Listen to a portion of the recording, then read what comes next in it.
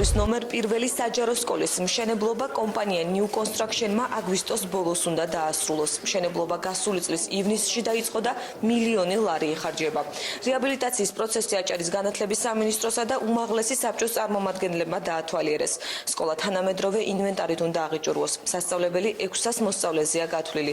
გაკვეთილები ამ დროისათვის სკოლის გვერდით მდებარე შენობაში ტარდება. წესი უნდა დასრულდეს გრაფიკით აგვისტოს ბოლომდე, ჯერჯერობით მიდის სამუშაოები, თანხა დაახლოებით დააკლდა 200,000, თუმცა ეს ზოგადად ჩვეულებრივია და მე ტრაგიკული არ არის. ჩვენ ველოდებით, რომ ყოველ შემთხვევაში ახალ სასწავლო წელს შემოვლენ ამ სკოლაში, ამაში ვარ ჩვენ დარწმუნებული. ჩვენ ვერ გავთვლით ბუნებრივი სამინდის კაპრიზებს, სხვა ტექნიკურ საკითხებს.